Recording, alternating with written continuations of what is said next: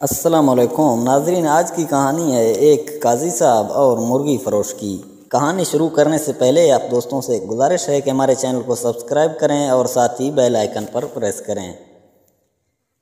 چند وقت پہلے کی بات ہے، کسی شہر کا قاضی مرغی لینے بازار گیا۔ دکاندار دکان بند کر چکا تھا۔ وہ ایک گاہک کے لیے مرغی ذبح کر کے اس کا انتظار کر رہا تھا۔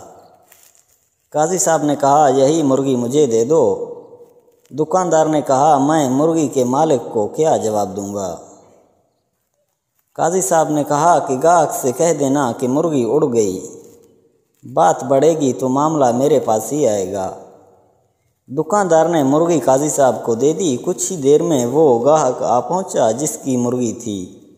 مرغی طلب کرنے پر دکاندار نے بتایا کہ مرغی اڑ گئی ہے۔ وہ نہ مانا اور دکاندار کو پکڑ کر قاضی کے پاس چل دیا۔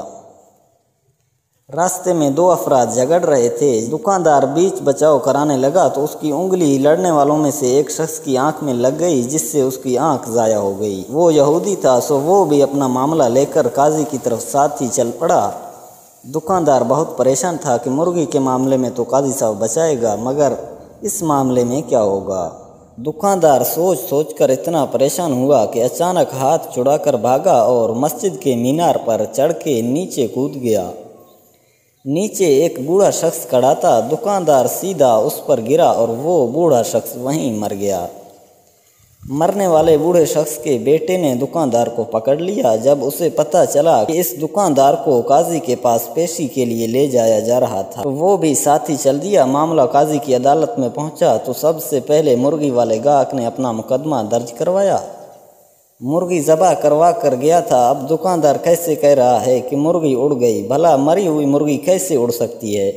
قاضی نے مدعی کو غصے سے دیکھا اور کہا کہ مرنے کے بعد دوبارہ زندہ ہونے پر تمہارا ایمان نہیں ہے؟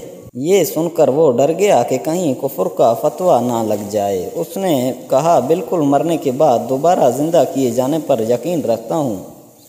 قاضی نے جواب دیا، تو مرغی کے زندہ ہونے پر کیوں یقین نہیں رکھتے؟ بیچارہ کیا کرتا؟ قاضی کے سامنے فیصلہ تسلیم کرنے کے سوا اور کوئی چارہ بھی تو نہیں تھا۔ اب قاضی کے پاس دوسرا مقدمہ تھا کہ دکاندار نے ایک یہودی کی آنکھ پھوڑ دی تھی۔ یہودی قصاص کا طلبگار تھا، چونکہ یہودی کے لیے قصاص آدھا مقرر تھا، اس لیے قاضی صاحب نے فیصلہ سنایا کہ دکاندار نے یہودی کی ایک آنکھ پھوڑی ہے، اس لیے نصف قصاص دشوار ہو گیا ہے۔ بہتر ہے کہ دکاندار یہودی کی دوسری آنکھ بھی پھوڑ دے اور یہودی بدلے میں نصف قصاص یعنی دکاندار کی ایک آنکھ پھوڑ دے گا۔ فیصلہ سنتے ہی یہودی کی سیٹی گم ہو گئی کہ اگر دوسری آنکھ بھی چلی گئی تو کہیں کا نہیں رہوں گا، سو اس نے اپنی جان بچانے کے لیے دکاندار کو معاف کر دیا۔ اب تیسرے معاملے میں بوڑھے شخص کا بیٹا قاضی کے روبرو پیش تھا۔ قاضی صاحب نے معاملہ توجہ سے سنا اور فیصلہ سنایا کہ دکاندار کو مسجد کے اسی مینار کے آگے کھڑا کر دیا جائے اور مرنے والے بوڑھے شخص کا بیٹا مینار کی اسی کھڑکی سے دکاندار پر چھلانگ لگا کر اس کی جان لے لے اور اپنا قصاص وصول کر لے۔ بوڑھے شخص کے بیٹے نے کہا، قاضی صاحب اگر دکاندار ذرا سا بھی ادھر ادھر ہو گیا تو میری اپنی جان چلی جائے گی۔ قاضی صاحب نے جواب دیا کہ تمہارا باپ بھی تو ادھر ادھر ہو سکتا تھا۔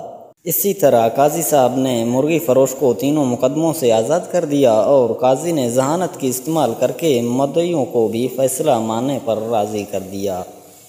دوستو، یہ تھی آج کی کہانی۔ ویڈیو پسند آئے تو لائک اور شیئر کریں، ہمارے چینل کو سبسکرائب کریں۔ ملتے ہیں نیکسٹ ویڈیو میں۔ اللہ حافظ۔